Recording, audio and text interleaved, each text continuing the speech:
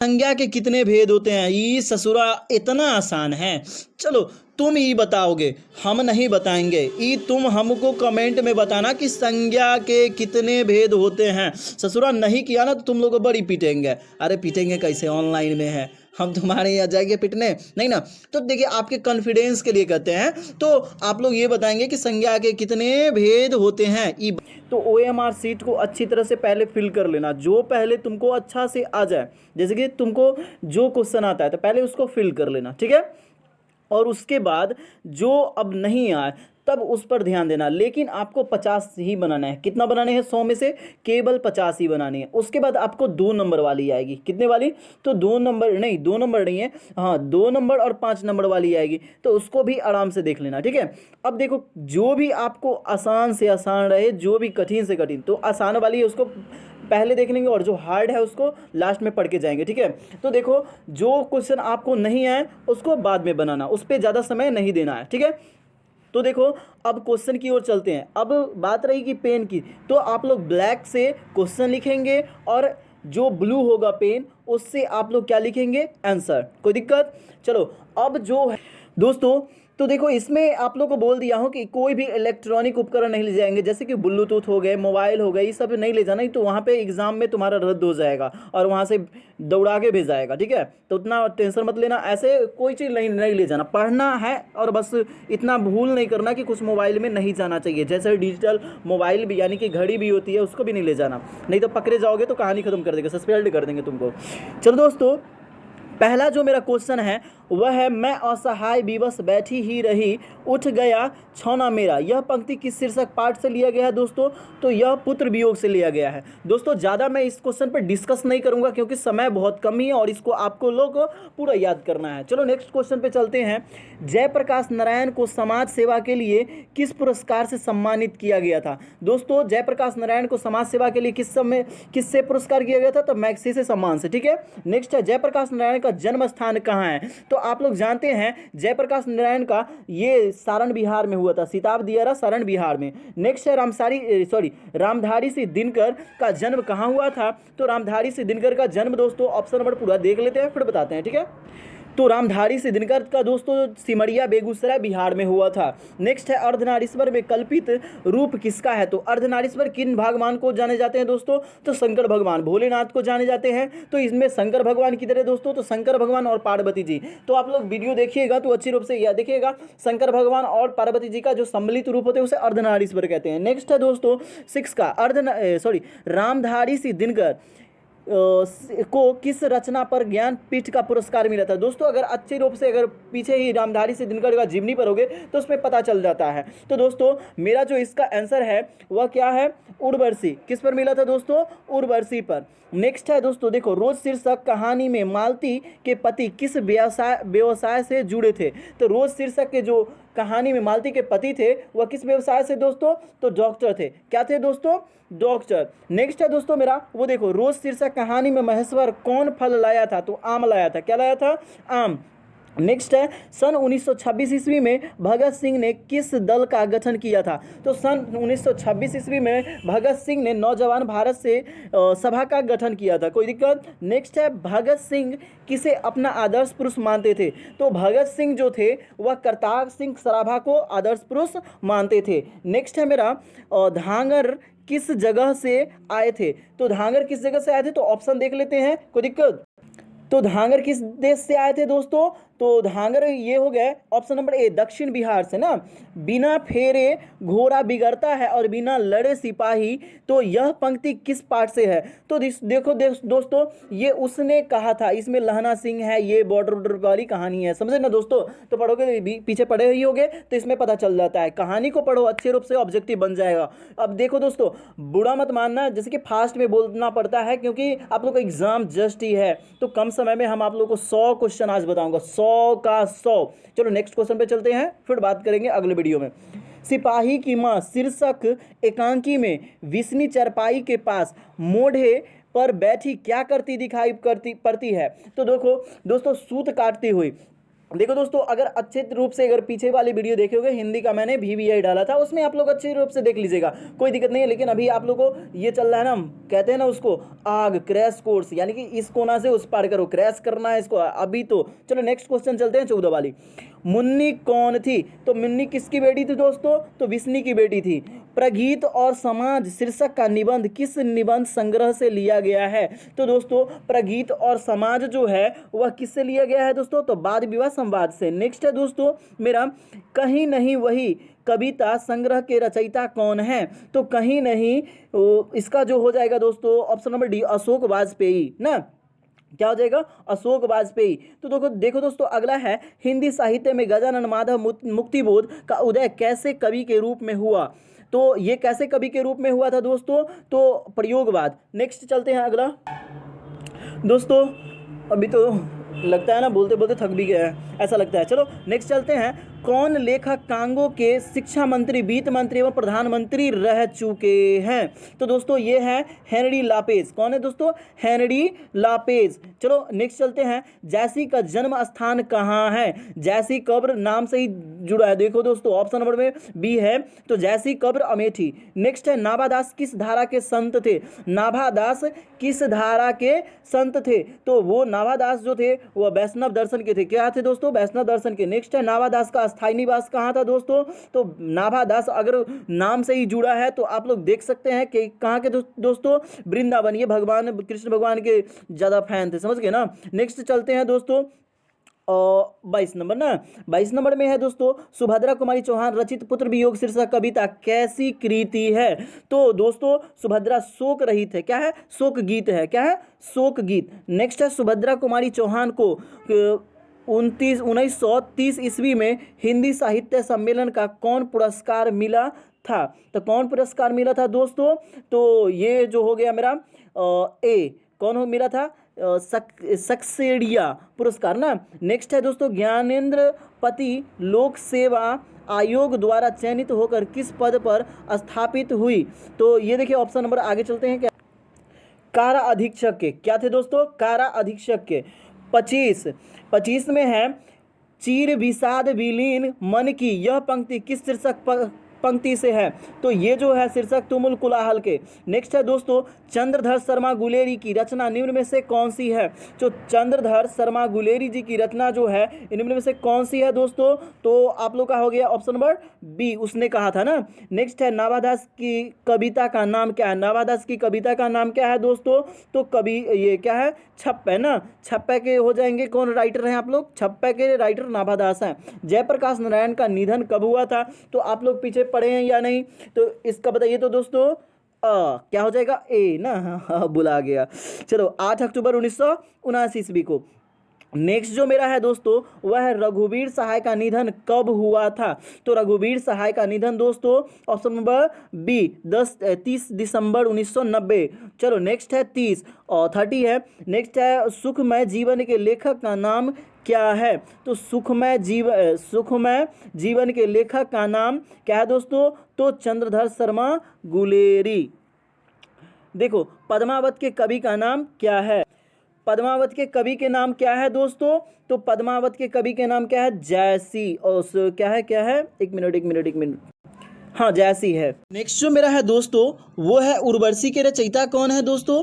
तो रामधारी सिंह दिनकर। चलो आगे चलते हैं, चांद का मुंह टेढ़ा है के रचयिता का नाम क्या है? तो उनका नाम है मुक्तिबोध। नेक्स्ट है, दानव दुरात्मा एक मानव की आत्मा एक, इसका यह पंक्ति किस शीर्षक कविता से है? तो यह पंक्ति जो दोस्तों है वह क्या है? जन जन का चेहरा एक ना। नेक्स्ट है, पूरब पश्चिम से आते हैं नंगे बूचे नरक कंकाल, यह पंक्ति शीर्षक कविता से है।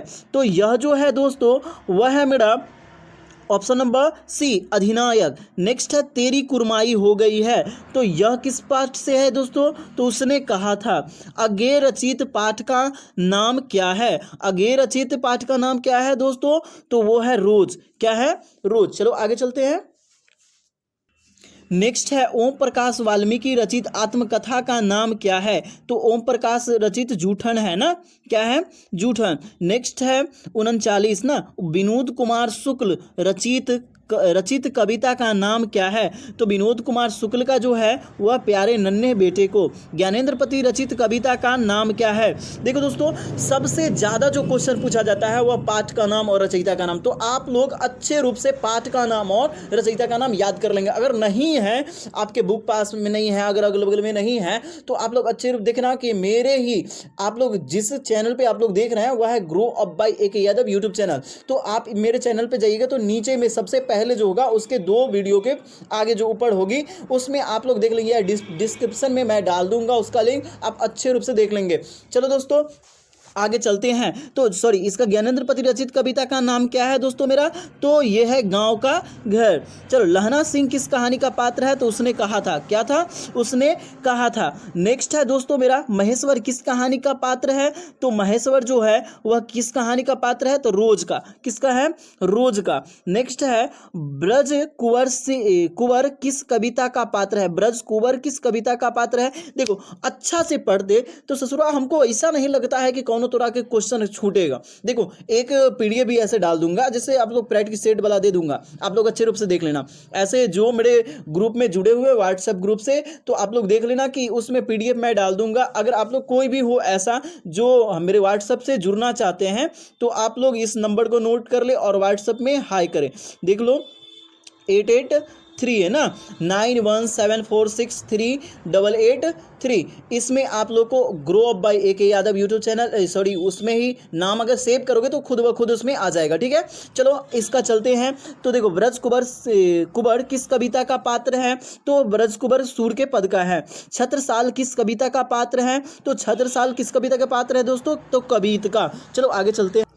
नेक्स्ट है रामधारी सिंह दिनकर किस काल के कवि हैं? रामधारी सिंह दिनकर आधुनिक काल के कवि है दोस्तों। जैसी किस काल के कवि है? जैसी जो है वह किस काल के कवि है दोस्तों? तो भक्ति काल के हैं। कौन काल के? भक्ति काल के। नेक्स्ट है ओ सदानीरा शीर्षक पाठ हिंदी साहित्य की कौन सी विधा है? तो यह जो है निबंध की। हंसते हुए मेरा अकेलापन शीर्षक पाठ हिंदी साहित्य की कौन सी विधा है? तो यह है option number D, diary. Next है करबक शीर्षक कविता किस महाकाव्य का अंश है? तो करबक किस महाकाव्य का अंश है दोस्तों? तो पद्मावत। नेक्स्ट है सूरदास के दोनों पद किस महाकाव्य के अंश है? तो सूरदास के जो है वह है सूरसागर के। पुत्र वियोग शीर्षक कविता की किस प्रतिनिधि काव्य का अंश है? तो ये जो है दोस्तों मेरा वह है मुकुल। नेक्स्ट है तार सप्तक के संपादक कौन है? तो तार सप्तक के संपादक है दोस्तों वह अज्ञे। नेक्स्ट है मेरा वह है टीटी की माँ का नाम क्या है? टीटी के माँ का नाम क्या है दोस्तों? तो मालती। हमें जीवन और मृत्यु के विषय में किस रीति से सोचना चाहिए? तो यह जो सोचना हमें चाहिए वह है भौतिकवादी रीति से। दोस्तों बात सही है, भौतिकवादी जो हम आँख के रूप में देखते हैं, देखना अगर मृत्यु और जीवन के अच्छे रूप से देखना भौतिकवादी ही देखना चाहिए। यहाँ पे तस्वीर हम अगर बताएं तो सच में अगर हम आंखों से देखें तो जैसे कि देखना अपने लोग ही होते छूड़े भोंकने में रहते हैं। सबसे आगे अगर कोई व्यक्ति होंगे ना वो अपने व्यक्ति होंगे, लेकिन आपसे बात करेंगे वाह आहा क्या बात है, तुमको ऊपर से तेल लगाएगा, लड्डू खिलाएगा और अंदर से छुरा भोगेगा। ससुरा अपना आदमी से सतर्क हमेशा रहना चाहिए। दूसरा से तो कोई दिक्कत नहीं है, दूसरा से हमको कोई दिक्कत नहीं है, लेकिन अपना वाले जो व्यक्ति अपने खुद का जो अगल बगल का होगा वो ससुरा काफ़ी आपको छुरा भोंकने पे रहेगा। इसलिए आप लोग हमेशा अपने व्यक्ति से सतर्क रहिए। यही भौतिकवादी होती है, मतलब अपने आंखों से भौतिक रूप से देखो। अब नेक्स्ट है सर्वव्यापी शब्द का अर्थ क्या है? तो सर्वव्यापी के ससुराई तो आंख मूंद कर हर जगह व्याप्त हो। नेक्स्ट है आंख लगना मुहावरे का अर्थ क्या है? तो देखो दोस्तों आंख लगने का मुहावरा का अर्थ है नहीं कहता हमारा आंख लग गया है, तो नींद आना। नेक्स्ट है ईमान बेचना। चलो ईमान बेचना का क्या होता है दोस्तों? तो ईमान बेचना का होता है दोस्तों वह अपने कर्तव्य से हट जाना ना। देखो कहता है जैसे कि देखो ईमान बेचना, तो यहाँ पर डायरेक्टली है कोई नहीं कहता ईमान बेच रहा था, यानी कि अपना कर्तव्य से हट रहा है वो। चलो नेक्स्ट है मेरा कमर टूटना मुहावरे का अर्थ क्या है। तो कमर टूटना का क्या होता है दोस्तों, आर्थिक स्थिति खराब हो जाना। जैसे कि देखो कोई भी व्यक्ति होता है, जैसे कि कहता है कि उसका बहुत सारे, जैसे किसी की व्यक्ति के पिता या माता मर जाए तो वह नहीं कहते बेचारे का कमर टूट गया, यानी कि आर्थिक स्थिति काफ़ी खराब हो गया। चलो आगे चलते हैं। नेक्स्ट है वो है 3-13 होना। ये क्या है दोस्तों, 3-13 होना मुहावरे का अर्थ क्या है, बिखर जाना। 3-13 का अर्थ होता है तितर बितर हो जाना या बिखर जाना। दांत खट्टे करना मुहावरे का अर्थ क्या है। तो दांत खट्टे मुहावरे करने का अर्थ है पराजित करना। नेक्स्ट है उपवन शब्द में उपसर्ग क्या है। तो उपवन शब्द में कौन सा उपसर्ग है दोस्तों, तो उप है। क्या है, उप। तो दोस्तों उपसर्ग, प्रत्यय, समास, संधि, ये सब देख लेना, सब्जेक्टिव में ये सब देख लेना। तो देखो घबराना नहीं, संधि, समास, उपसर्ग ये सब देख लेना। कोई भी है जो वैसा छोड़ के मत जाना, ये भी आए नहीं ससुरा यही आएगा, इतना माइंड पे रख के जाओ। चलो आगे पढ़ते हैं। बेईमान शब्द में उपसर्ग क्या है। तो बेईमान में क्या है दोस्तों, बे। क्या हो जाएगा, बे। नेक्स्ट है अंकुरित शब्द में क्या है। तो अंकुरित में क्या है दोस्तों, मेरा तो रित है ना, इत है। नेक्स्ट है बरप्पन में शब्द, बरप्पन में प्रत्यय क्या है। तो देखो पन होगा। क्या हो जाएगा, पन होगा। नेक्स्ट है मेरा ख का उच्चारण स्थान। तो क ख ग घ, कंठ, कंठ क्या हो जाएगा, कंठ होगा। चलो नेक्स्ट चलते हैं आगे की ओर। नेक्स्ट जो मेरा है नौ का उच्चारण स्थान क्या है। तो दोस्तों ट्वर्गी नौ है। क्या है, ट्वर्गी नो। तो ट्वर्गी नो मूर्धा से होता है, देख लेना, ट्वर्गी न, देखो मूर्धा पे जाता है ना, चेक कर लेना, ये नहीं कहना कि नाक से होता है, ठीक है। छ का उच्चारण स्थान क्या है। तो चौ छ ज, देखो तो क्या हो जाएगा, तालु। चौ च च, तालु। देखो तालु, मूर्धा, ये सब व्याकरण के को सहज होती है, उसमें देख लेना आप लोग, उसमें पिक्चर बना होता है, उसमें बता देगा कि ये तालु है। ये अगर अच्छे रूप से देखना है तो पहले इसको पढ़ो, अच्छे रूप वाला कहानी खत्म हुआ। अब चलो नेक्स्ट है 68 है शहर शब्द क्या है। तो शहर शब्द क्या है दोस्तों, मेरा शहर शब्द पुलिंग तो नहीं, पुलिंग है ना स्त्रीलिंग है, ये क्या हो जाएगा, इनमें से कोई नहीं भाई। देखो ये शहर है, शहर गंदा है, गंदी, यहाँ पर उतना दिखता नहीं है। तो शहर शब्द जो है दोस्तों वह मेरा क्या है, बताओ तो, कोई नहीं है, एक बार बताओ, नहीं। शहर गंदा है, शहर अच्छा है, देखो बोलने से पता चल रहा है ना। नेक्स्ट चलो क्या है, कहाँ गया हो ससुरा, गड़बड़ा गया। ये भौ का बताया थी कि नहीं, ओ सॉरी। चलो 68 वाला नहीं बताया ना। भौ का उच्चारण स्थान क्या है। तो भौ का दोस्तों क्या हो जाएगा, उच्चारण स्थान ओष्ठ होगा ना, प फ ब भ पूरा हो जाएगा। चलो नीचे चलते हैं। आयु शब्द क्या है, क्या होगा, आयु शब्द क्या है दोस्तों, मेरी आयु बढ़ गई है। तो देखो स्त्रीलिंग होगा। क्या होगा, स्त्रीलिंग। अगर जो शब्द में तुमको दिक्कत हो ना तो उस शब्द को वाक्य बनाकर प्रयोग कर लेना। जैसे कि जैसा ही पता वाक्य करोगे ना तो खुद ही पता चल जाता है। आत्मा क्या है, आत्मा क्या है दोस्तों, मेरा आत्मा, आत्मा स्त्रीलिंग है ना, उसकी आत्मा मरे, उसकी आत्मा नहीं कहता है कि अगर मन में आत्मा ही नहीं है, इस तरह से देख लेना, ये वाक्य बना के चेक करना, स्त्रीलिंग हो जाएगा। नेक्स्ट है अनुराग शब्द का विलोम क्या है। अनुराग का विराग हो जाएगा। देखो दोस्तों अगर इस पर डिस्कस हम करेंगे तो बहुत सारा समय लग जाएगा, आप लिख चुके, आपके पास इतना समय है ही नहीं। चलो नेक्स्ट है कृष्ण शब्द का विलोम क्या है। कृष्ण शब्द का विलोम दोस्तों देखना, अगर कैलेंडर देखोगे तो वहां पता चल जाएगा। कृष्ण का क्या हो जाएगा, शुक्ल हो जाएगा। अस्थावर शब्द का विलोम क्या हो जाएगा दोस्तों, तो अस्थावर का हो जाएगा दोस्तों, वह हो जाएगा अस्थावर, अस्थावर जंगम ना।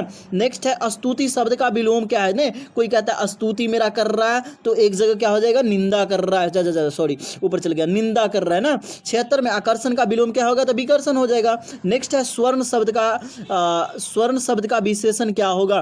तो देखो दोस्तों स्वर्ण का हमको क्या पूछ रहा है, विशेषण। स्वर्ण का जो विशेषण है स्वर्णिम हो जाएगा। क्या हो जाएगा, स्वर्णिम। अब देखो जगत शब्द का विशेषण क्या हो जाएगा, तो ये जगत शब्द का हो जाएगा जागतिक, जागतिक हो जाएगा ना। नेक्स्ट है दिन शब्द का विशेषण क्या हो जाएगा, दैनिक हो जाएगा। नेक्स्ट है आगे चलते हैं। नेक्स्ट है पुराण शब्द का विशेषण क्या होगा? तो पुराण शब्द का विशेषण क्या हो जाएगा? पौराणिक। विशेषण के कितने भेद होते हैं? तो देख लेना, संज्ञा ये सब देख लोगे ना तो कितने हो जाएंगे दोस्तों? तो विशेषण के कितने भेद हैं?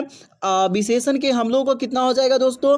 तो ये 4 हो जाएंगे। तो देख लेना, विशेषण का देख लेना, समास का, संधि का, ये सब देख लोगे तो उसमें लगभग आ ही जाते हैं। नेक्स्ट है, निम्न में से संख्यावाचक विशेषण कौन है? तो संख्यावाचक विशेषण कौन है? देखो, संख्या से रिलेटेड होना चाहिए, नया, कम, अधिक, ये सब संख्या से रिलेटेड है ना। तो 100, 1 2 3 4 5 6 ये सब क्या हो जाएंगे? संख्या से रिलेटेड, इसीलिए संख्यावाचक विशेषण हो गया। नेक्स्ट है यथा साध्य।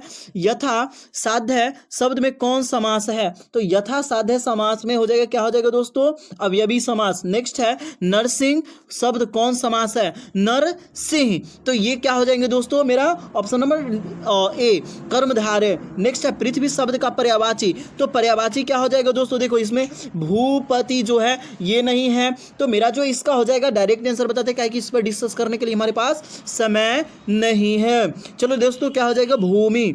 नेक्स्ट है गणेश शब्द का पर्यायवाची क्या हो जाएगा? तो गणेश का इतना है ससुरा, आराम से देखो ना, बहुत जितना देखोगे उतना कम है तुम्हारे लिए। चलो देखो, इसका क्या हो जाएगा? गिरजा शंकर। अरे गणेश का है ना दोस्तों, तो इसका हो जाएगा गौरी, गड़बड़ा गया, गिरजा नंदन। गिरजा शंकर तो भगवान जी को कहा जाता है, ऐसे तो गिरजा वहाँ पे तो गिरजा नंदन। यहाँ पर दोस्तों आप लोग गड़बड़ाइएगा नहीं, हम गड़बड़ा गए ना। चलो, तो अगर वीडियो इस चैनल पे पहली बार हो तो दोस्तों मेरे चैनल पर सब्सक्राइब कर लो और लाइक कमेंट दोनों करो कि सर हमने भी सब्सक्राइब कर लिया। चलो आगे चलते हैं। नेक्स्ट है नदी शब्द का पर्यायवाची क्या होगा? तो नदी शब्द का पर्यायवाची क्या होगा?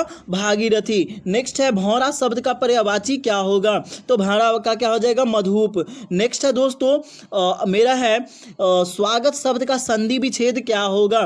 तो स्वागत क्या होगा? सुजोड़ आगतम। नेक्स्ट है गायक शब्द का संधि विच्छेद क्या होगा? तो गायक का क्या हो जाएगा दोस्तों? गैजोड़ अक, गायक। नेक्स्ट है 91 ना।